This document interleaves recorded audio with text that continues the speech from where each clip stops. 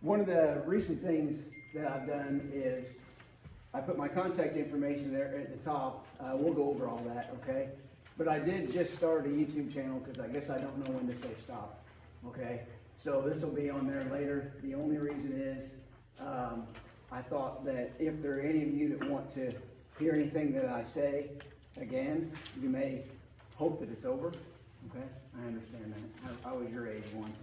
But if you ever do, I'll post it on the channel later today. All you have to do is search my name. I didn't get fancy. Okay, it's just under my name. That's why that's up there. So I will tell you that some of this I'm going to be a little uncomfortable telling you. I'm just going to tell you that up front. I don't know how many adults you have that tell you that.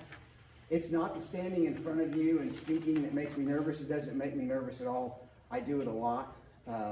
As Mr. Julian said, I have a radio ministry. I try to tell some stories and tie it to the scripture and the things that I believe in my life. I realize this isn't a Sunday morning, we're not at church, so you're not going to get any of that. But you do need to know that I wouldn't be the man that I am without that in my life. And I was offered the opportunity through the radio station, oh gosh, 12 years ago, to begin that, so I did. So, yeah, that's a part of my life. But you're not going to hear really much of anything about that from me today. Since Mr. Julian already mentioned it, your school does have a copy of my book. This isn't really going to be a whole lot about this, but this will tell you many of the things that I'm going to discuss today.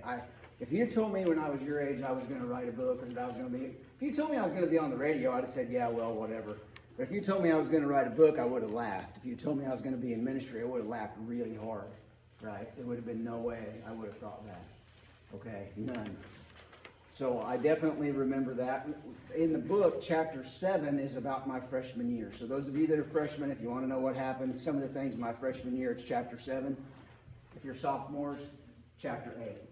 Okay, it's not real complicated in the early years. We went chapter by chapter. Okay, junior, senior, 9 and 10. There you go.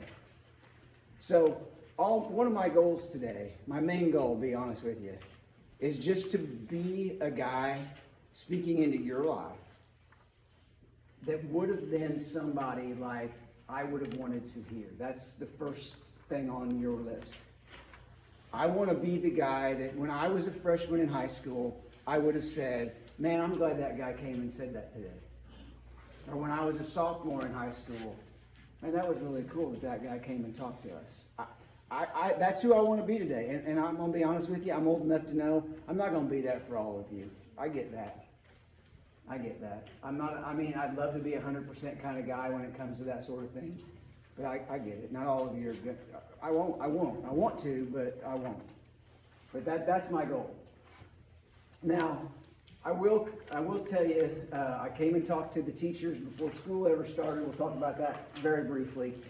But one thing that Mr. Julian had mentioned to me that I don't know how much you guys hear it. He even mentioned it to me when I talked to the teachers. E plus R equals O. Have y'all ever heard that before? Do you hear that much in the school? Okay. I'll tell you, honestly, I don't know how much you hear it. I was thinking about this on the way. I have no idea how much you hear that. But I remember sayings when I was your age. Most of the time they were like from my parents, especially like from my dad. My dad and I did a lot together, so I was with Dad a lot. And my dad's saying was, a place for everything and everything in its place. I can say that in my sleep. Which basically just meant if you take something, Jughead, put it back. Right? That's pretty much what that meant. A place for everything and everything in its place. How much on a scale of 1 to 10 do you think I liked it when my dad said that? If you say anything above a 1, then you're too high. Okay? I didn't like it. It's like, yeah, Dad, I know. Now, in your world, E plus R equals O. It may get to hear, I don't know how much you hear that. But if you hear it a lot, let me tell you, as somebody who's had a few days to live his life, it's a big deal.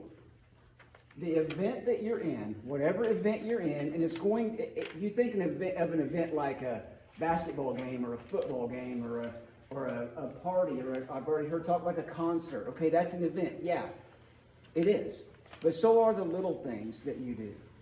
Everything in our lives is an event. This is an event for me today. Driving here was an event. Everything that we do is an event. So don't make an event such a big word. Right?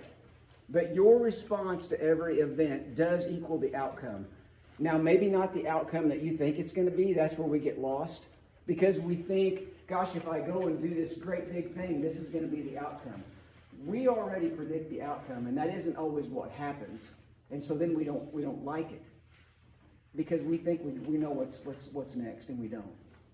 That's our problem, is we predict an outcome, and when it doesn't turn out that way, then we think we failed, but not really. I mean, it could be a simple event. Somebody next to you right now could drop their pencil or drop their paper, right? That's an event.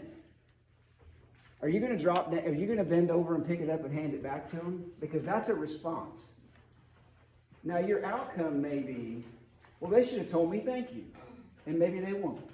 So now you don't like the outcome. Really?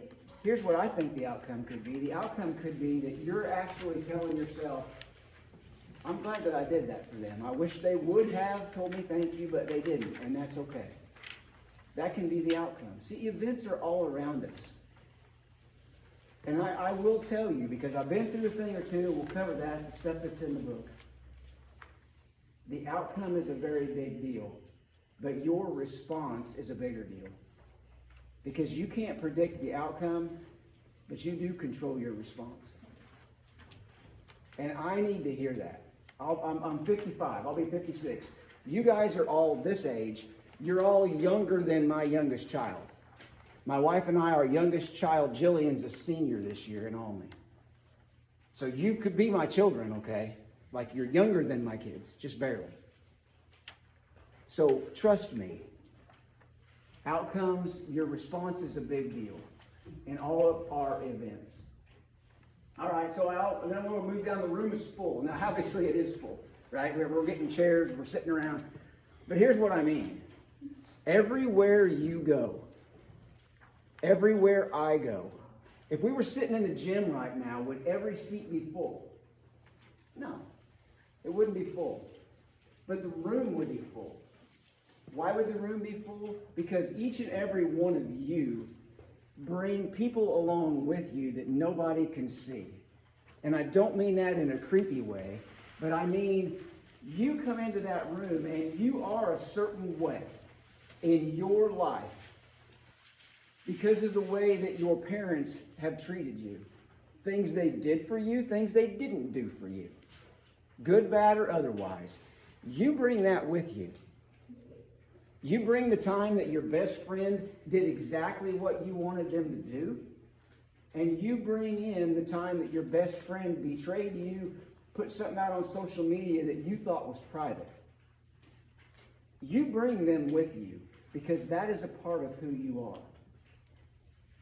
So you're going to know that because you're going to say to yourself, man, that's true. I do bring this. I do bring my grandpa because he takes me fishing, and man, that makes me feel special. I do bring that. But what I want you to think about is that the person sitting next to you brings somebody too. They bring somebody too. They bring a whole room full of people.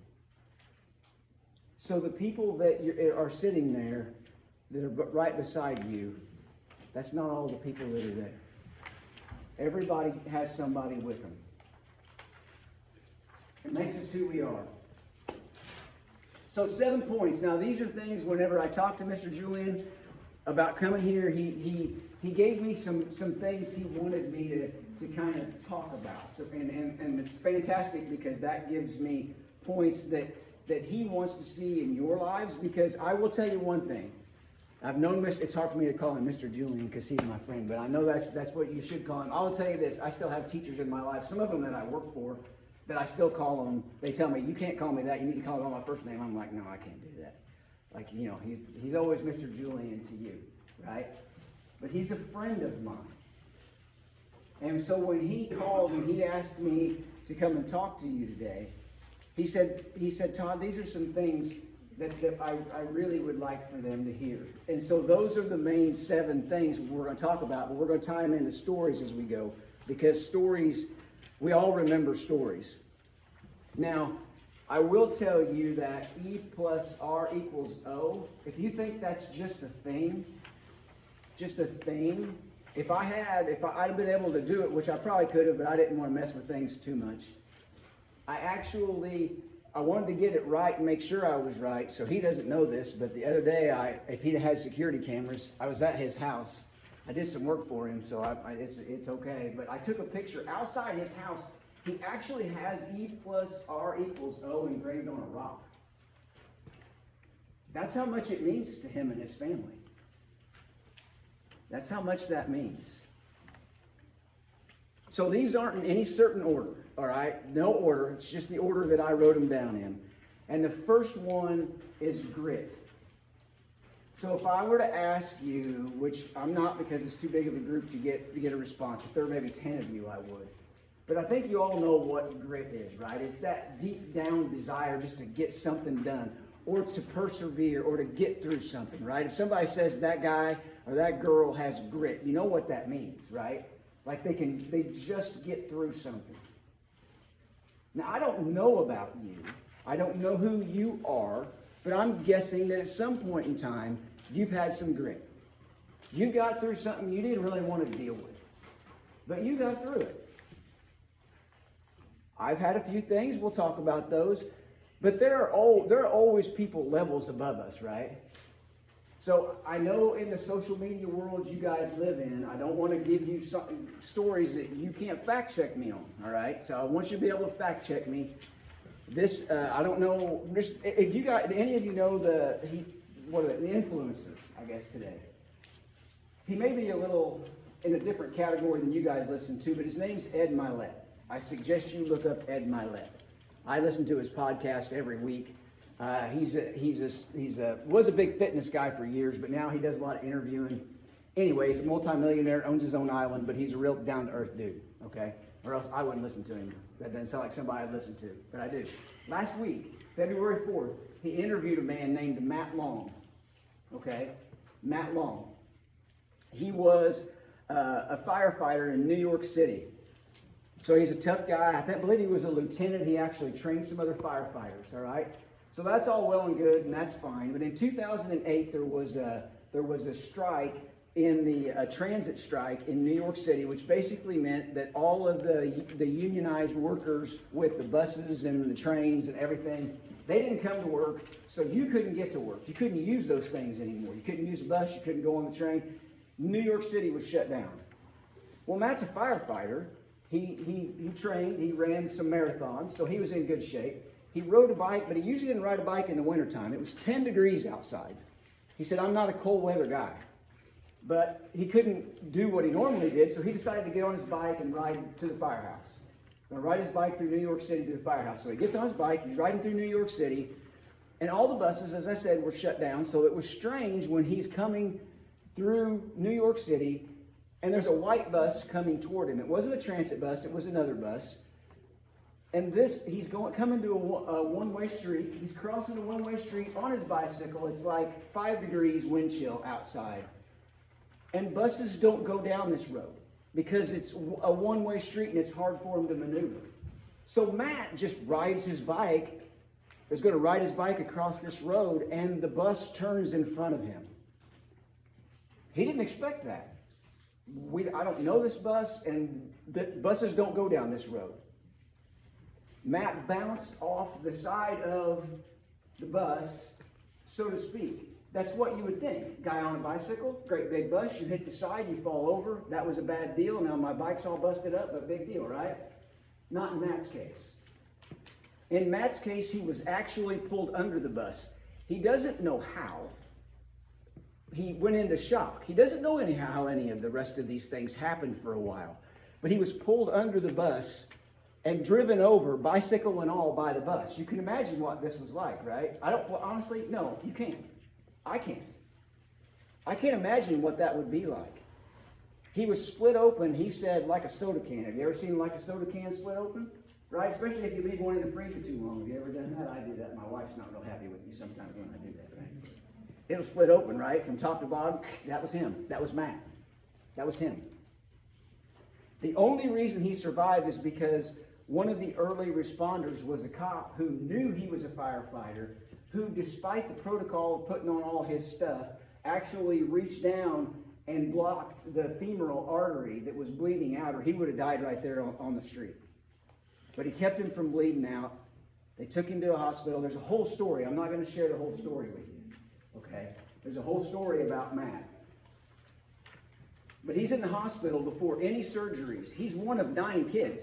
That's a big family. His brothers and sisters all arrive. His parents arrive. And the doctors inform his parents there's a 1% chance that Matt's going to live. 1%. I don't know about you, but if I'm laying in the hospital, I'd like a little better odds than that. But he does live. Days later, when he's actually conscious enough to understand what's going on, his closest brother sits beside him and tells him his entire story. He had no idea. He couldn't remember what happened. He didn't remember that at all. He recovers for 5 months in the hospital. He goes through 43 surgeries, most of them internal, because most of the damage was internal. Do you know what Matt did 3 years later? He ran the Boston Marathon. He ran the Boston Marathon 3 years after being split open by a bus on the street. Now that's a cool story, Todd. That's wonderful. But what in the world does that have to do with grit? Well, you have to have a lot of grit to survive. But here's the lesson when I stopped and took notes when I heard Matt's story. He was meeting with the doctor years later. As he recovered, he met with the doctors quite a bit. And as he met with the doctor, he said, "I appreciate your hard work, Doc, but you fell short. I don't know what my quality of life will be." You know what the doctor told him? Our job is to save your life. We did our job. The quality of your life is up to you. That's the part I want you to hear. There are people in your life who will save you. They will put everything in front of you, or most everything, for you to succeed. What you do with that, that's up to you. That's up to you. Your coach can teach you to hit. Whether you show up and do the work to do that, that's up to you. Your teacher can give you a place to create music. Whether you show up and do that, and the quality that you produce, that's on you. That's on you. That's on nobody else. And I will tell you, as much as I'm asked to talk, the day that these things stop meaning something to me, that will be the last time I talk. Because as I sit here and tell that to you, there is a gigantic mirror in front of you, and I see me. I see me. I see, Todd, the quality of your life is up to you. It's not up to somebody else. And that is what, number 2 on your list, adversity in your life. Hey, I hope I never have to compete with Matt. Man, I don't want to have to be run over literally by a bus to figure out that there's going to be some adversity in our lives. But the quality of what comes on the other side is completely up to you. Integrity. You guys should know this. There's a reason that I put that on there. Turn in your work. Do you remember who I said gave me these notes? Or gave me an idea? That guy right over there? Yeah. Mr. Julian told me that. So now wait a minute. He wants me to come and talk to you guys. And one thing he mentions is, Todd, we need them to turn in their work. That's what he said. Now, I don't know. Some of you are probably going, well, that ain't me. Good for you. But it is somebody. And it's enough of you somebodies that it bothers a man who cares about you. Turn in your work. So, in order to turn in your work, here's the story I thought. This is right out of my world. Remember, I told you our youngest, Jillian, is a senior. So this is a dad talk. Are you ready? Because this was literally a dad talk not even a week ago. For those of you that, I'm sure you've all seen it, and maybe some of you have competed in it. My wife did when she was in high school, the high jump, right? You have the high jump bars. And by the way, this will be one of my YouTube videos down the road. I'm going to go to the high school in Alney and actually, I'm going to sit by the high jump bars. So if you watch any of that, you're going to hear this again. That you have the two poles on the end, you put the pole on, right? You put the high jump bar on. But you have the two poles that hold the bar, right? Well, if you want it to be easy, where do you put the pole? You put it down pretty low, right? Because it's easy to step over. But if you want to challenge yourself, if you want to be any good at it, what do? You raise the bar, don't you? You raise the bar. Because if you're capable of jumping over something that's 3.5 or 4 feet high, great. But why would you set it at 2 feet? Because it's easy. Because it doesn't challenge me. I will just tell you, seriously, if you don't ever set it above exactly what you're capable of, you will never get any better. And I don't care what you're doing. I'm just using high jump as a reference because we can all see that in our mind. You will never get any better. Because there are excuses everywhere, guys. Everywhere for you to click that bar down. Just click it down because it's easier. You know, I have a lot of things going on. I don't need to do my homework. I got a lot of things going on. There's a click down. Well, I mean, I didn't turn in my assignment 3 weeks ago and nobody said anything about it. We're going to click it down again. Because now I'm busy and I don't have time and I didn't turn it in 3 weeks ago. Man, I can step over that thing. Oh, I'm on the other side. Instead of knowing that you're capable of more. Because here's one really, really humbling thought. Do you know there is one person, one human being that you will never, ever, ever get away from? Ever. 24/7. And that's you. That's you.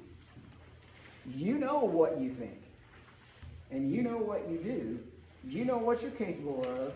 And you know what you're not. We do have limits. You set the bar too high, no one can jump it. I get it. But if you are limiting yourself, if you are excusing yourself, you know it. You know it. So what does that do for you? Where is your integrity in that? You know you're not stepping up. And I'll tell you, honestly, I don't know you, but one of the only reasons, if I can be just brutally honest, because I'm always going to be when I speak, I absolutely do, and if I could look every one of you in the eye right now, I would. I do want you to succeed. I hope my story explains why. I do. I'm not saying this is some old guy that, he didn't understand my world. I don't understand everything about your world. But I do understand a thing or two. And I know the longer you give yourself excuses, you realize that. And you know that you're capable of turning in that work. And if you're not, then you know there's help available to help you get that done. You already know that. So turn in your work. Not for the grade. I mean, do your best. But turn in your work for you. Turn in your work for you. The story of Red, as you know, as we've already talked about, that's the title. I was born in 1969 in Central Illinois. Now, that used to not sound like so long ago, but anymore like you guys were all born in the 2000s, so it makes me feel really old. But I was born in Central Illinois. Mom and Dad and 2 sisters. I'm the youngest of 3 kids. I have 2 older sisters. Angie's 3 years older than me. Kelly's 6 years older than me. I love my sisters very much. You'll read about that in the book. We're still very close to this day. They both live in Alney. We do stuff all the time. My dad has passed away. My mom's still alive. So I grew up in the perfect home. I know it wasn't perfect, but I had everything I needed, so I won't say anything about that. In my early years, Red didn't affect me. I didn't even know Red was around. you'll have to read until about the 4th chapter before I even tell you what red is, because I wanted to put it in the title because I wanted you to wonder what red was, but I wasn't going to give you the information right off the bat. I don't know. Maybe that's a bad thing to do. I don't know. It's my first book. Maybe my only book. Probably will be. But it's what I wanted to say.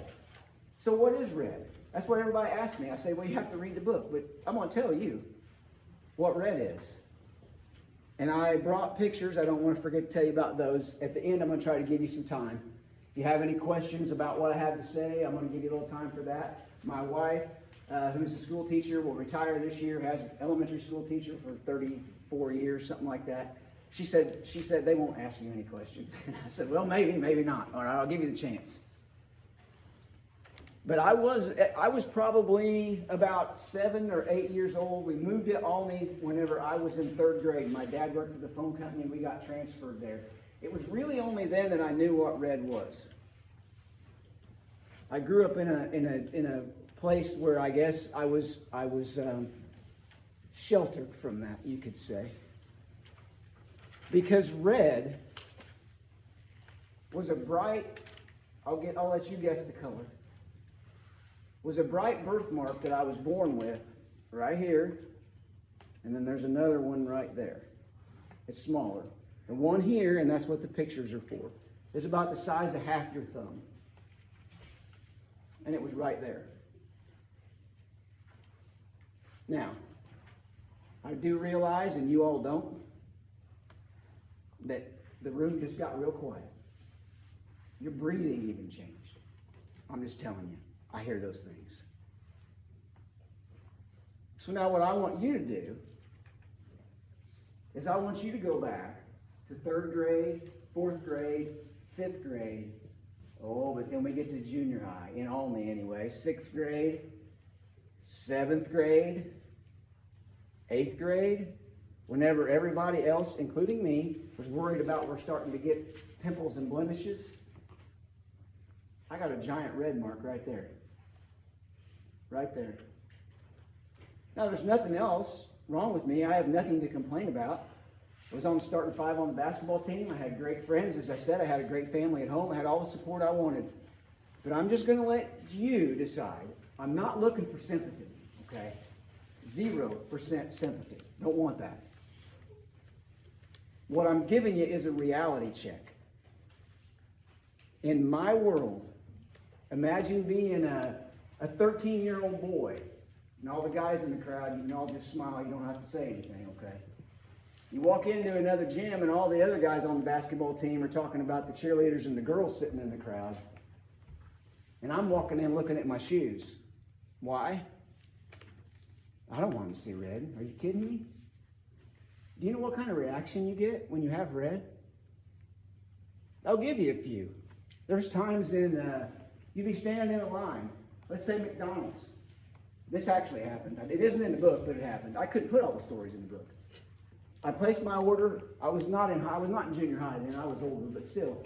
I placed my order. I turn around with red, and the guy behind me, an adult man, goes, "Whoa, what happened to you? Did you get hit in the head with a board?" Exactly what he said. I'm like, come on, dude. I'm just waiting on my food, man. How about no? How about I don't want to deal with that? Right? I don't want to deal with that. That was my world.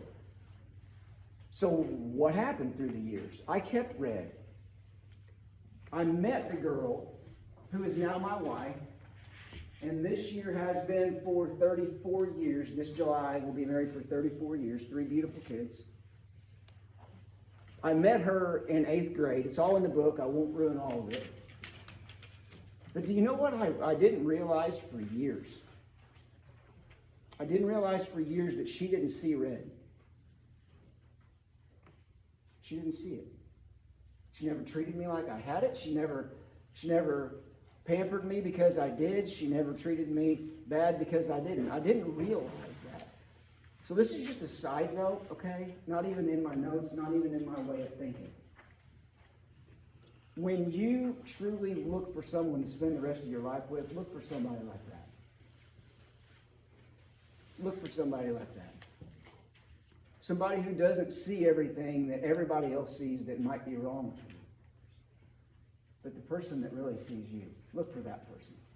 I didn't come here today to give you relationship advice, okay? So we'll get off of that. But that was red. So I was going to keep red, right? Red was here to stay. But then I had a buddy of mine, very good friend of mine, say, hey, did you know they have lasers now? You can get that puppy, like, scratched off of there. We didn't know what it was. I had to consider it, like, I don't know. I mean, I was in my early mid-20s. I was in my mid-20s. I'm like, I don't know. I'm used to it now, right? I'm used to turning around in McDonald's and some guy saying, what happened to you? I'm used to it. Well, kind of. So at that time, you had to travel. So I went over to St. Louis, to Barnes Hospital, and I had laser surgery. They take you through the whole thing. Now, granted, it's not the same today. But back then, they said, here's what it's going to feel like. It's going to feel like you're getting snapped with a rubber band. Now, I just want to ask you, you ever been snapped with a rubber band? Probably about everybody has, right? In one way or another. Well, if you haven't, don't do it to yourself. But it hurts. Now, snap yourself with a rubber band right between the eyes about 20 times in a row. Not real fun. But I thought, hey, if red is gone, I can deal with that. But then they start to tell me things like, well, it might come back. I'm like, what? And the thing I didn't know. And by the way, I'm still discovering things about my own story. I just discovered this a couple weeks ago. It turned black. Black. Like black shirts. Black. So now I don't have red, I have black. Which one do you think was worse? Black. Black was worse. Because I'd gotten used to red. I wasn't used to black. So I did that for a couple months, and I decided it wasn't worth it. I'm not doing it. Fast forward a few years, laser surgery's changed. Have you ever seen it where they say they can take your tattoo off?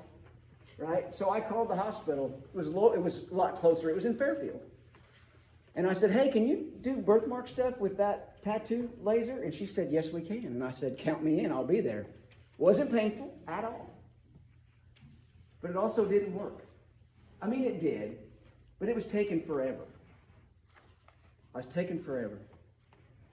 So I decided, you know what, red's going to stay. Now, there was a surgeon that they had in that hospital, and he said, why don't we just cut it off? I'm like, what? And he said, let's just cut it off. I'm like, you can do that? So I let him do it. It didn't work. It didn't work. So you might say, well, Todd, where's red now? And I'll say, red's underneath a lot of makeup. Because I ain't doing red anymore. Now, I'm not proud because I'm I'm an outside kind of, grunt and get it done kind of guy. I don't like to put makeup on every morning. I don't. I hate it. I hate it. I absolutely hate it. But you know the thing I hate more? Red. I see it twice a day. Before I cover it up in the morning and after I get out of the shower in the evening, and I cover it up both times, even if I'm going to be with my family the rest of the evening.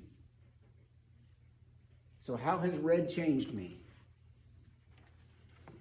Well, if you think for a minute that I went through school and I still had red when I was your age and I had no intentions of ever getting rid of it, if you don't think that I didn't see those other kids that didn't have red, but they had something else, they had something else in their life that was like red, something they couldn't control, something that was given to them. Oh, I see you. I see you. So don't you tell me for a minute that there aren't other reds out there. Because sometimes it's that, your family doesn't have what other families have. Well, that's not your fault. There's all kinds of reds out there. And I see a lot of them. So the next to last chapter in the book is cover up and don't give up. Well, the cover up part's the makeup. The cover up part is that I just don't want to see it anymore. And the don't give up is, if you think you're going to take that from me, you have no idea what kind of wrestling match you're going to get into. If you think you're going to treat somebody else because they're less than, then you don't know who I am, because you better not let me catch you doing it. Not because I'm better, but because they're not less than. And if that is you, don't give up. Don't give up. I stand here in front of you today to tell you that. Because if you think it's fun to tell you these stories, man, it's not. I could sit in the cafeteria with you. I'd want to come on pizza day. I will tell you that. School pizza's still any good? Used to be my favorite day. I'd come on pizza day because I'd want to do that. And I'd sit and talk to you about anything but red. But until we deal with the stuff that's in us, man, the rest of it's just like, what's the weather going to be next week? So that brings us to number 4, respect. How do you treat each other? That's what I just told you. How do you treat each other? Because you don't know who someone brought with them today, and you don't know someone's red. How do you treat each other? I mean, seriously. How do you just treat each other? Because it's not worth it, I'm telling you. It's not worth all of the little petty things that we all do. And it's not just high school kids. Do you know one reason I basically have, to the most degree, abandoned social media? Especially Facebook. Like, I can't stand it. I can't stand what people say about each other. It drives me crazy. Like, come on. Stop it already. And so I'm not just saying that to you, like a bunch of kids can't get it straight. No, I'm saying, I'd say it to a church full of people. I'd say it to a community. I say it on the radio all the time. How do we treat each other? Because I put underneath that educator versus teacher. I know I'm not really into titles, right? You can split hairs with stuff, and I don't want to do that. But it's true. The people who come here as we call them teachers, they're actually educators. They're trying to educate you, right? Because every one of you is a teacher. You are teaching somebody else how to treat you. You are teaching somebody else what you believe, how to act, what you do. I'm teaching you. Now, they may or may not follow you, but you're teaching them.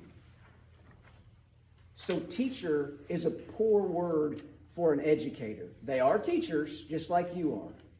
They're educating you. But you're teaching the people around you something too. What's that lesson? What's that lesson? How do we treat each other? Disorder seeking order. I'm going to start this story with a story about a friend of mine. Okay, I knew him very, very, very well. We grew up together, you could say. Baseball was a very big part of our lives. From Little League on, I mean, that was kind of what we did. This guy could play baseball. That's all I'll say. Like I said, we played baseball together. He played to the level where he had a Division I scholarship to go to Southern Illinois University and play baseball. So he could play baseball at a pretty high level. He didn't go play, which is a whole other funny story you'll have to ask him about sometime. But he didn't go to SIU. He actually went to OCC, and then he blew his arm out. He was a pitcher, and he blew his arm out, so then he didn't even get to play there. But he stayed around Olney, and he started a local business, right? He was in a local business, and he was partners with another guy. And like I said, this guy, I've been real close to him, so I pretty much know his entire life. And that business was building. It was actually quite large. He was partners with the other guy, but then there was a division there, and his partner left town, and he couldn't do the business anymore. And I talked to him a lot, and he didn't handle it very well. He didn't handle it very well at all. In fact, he got so bad that there were people in the community that thought he was on drugs. I mean, I worried about him. There were a lot of days that I really didn't know if he was going to make it. But he had a great family, and he pulled through it. And I actually have a picture of him up here afterwards if you want to see it, with his family. Because that guy was me. That guy was me. I had a Division I scholarship to play baseball at Southern Illinois University to pitch, and I didn't go. You can ask me later why I didn't, but I didn't. I did blow out my arm at OCC, and I couldn't play baseball anymore. And one side note where baseball and red meet that I didn't tell you earlier, I've only told the story one other time in public, and it was to the OCC baseball team. I talk to them on a regular basis now. I'm kind of one of their mentors, I guess. I don't know. I show up and talk. I don't know if I'm their mentor or not. My senior year, I already told you I could throw a baseball.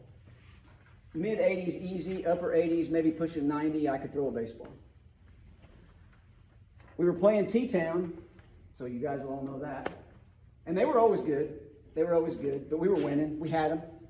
Last inning, I just want to get this over with. Like, let's go. I can just blow through the order at this point. Let's go. Bottom of the order, get them up there. Let's get this over with. We're going home.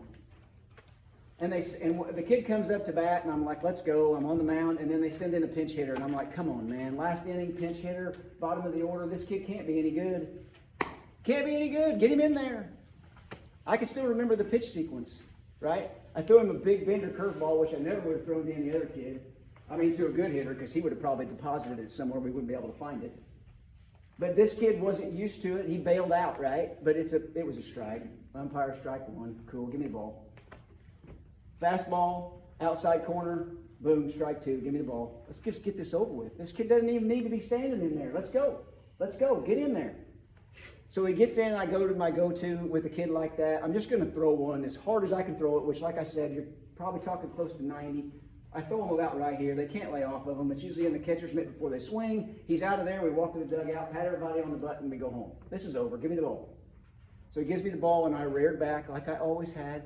Thousands and thousands and thousands of times before, but as I released it, I could feel it was different. Four-seam fastball, over the top, nothing but heat, nothing but hard, nothing but straight. And as I released it, I knew something was different.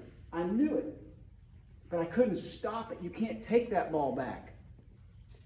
And it was headed right for his head. I never beamed people, ever. I prided myself in control. But I was so mad.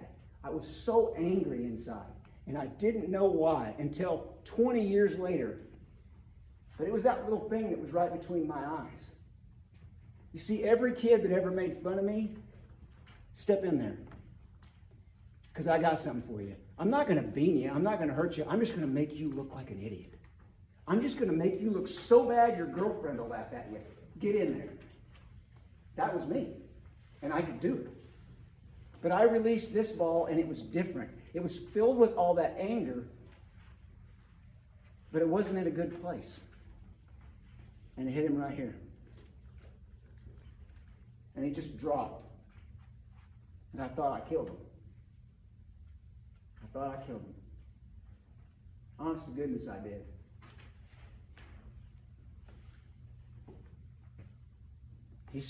He had to have surgery, but he survived. That's the deep side of the things that we don't get rid of them. That's the deep side. So I went on. Baseball's done. I started a landscape business with another guy. Actually, he started it and then I joined him. We were partners. We covered 3 counties. I ran 3 landscape crews. He ran the garden center. I ran the landscape business. We ran the business, and everything was cool. Everything was great. We got to hustle, don't we? Okay, everything was great, but here's what happened. I developed a full-blown eating disorder. That's a disorder-seeking order. I went from 191 pounds. Members, you will go to Mrs. Bailey's classroom for 4,000. I went from 191 pounds to 110, and I thought I was dead. Because everything in my world was gone, but it wasn't. I survived. I'm here. I'm not nearly as high as I used to be. My battle's not over. It is, but it's not. You all have the opportunity to do that. You all have the opportunity to get there, but you have someone inside of you. Don't lose them. Be kind. Be grateful. And what I want you to do, here's your assignment today. Before you leave school, or before the end of the day, I'd like it before you leave school. Tell somebody in your life that you're grateful for them. Tell them, thank you for what you've done for me. I don't care who it is, it's up to you. Do that for somebody else, please. And look in the mirror, but don't look at your scars. Look into your own eyes. Because we all get knocked down. Pick yourself up and dust yourself off. Because you've got this, kid. And I can't mean that any more than that. I mean that because you could be my kids. You've got this. So I know you don't have much time. I thank you for your attention. You guys have been fantastic. And if you want to see pictures real quick of me and Red, and me and my family, more importantly, me and my family, they're right up here. Thank you very much. That's it. If you want to see more of it, it's here.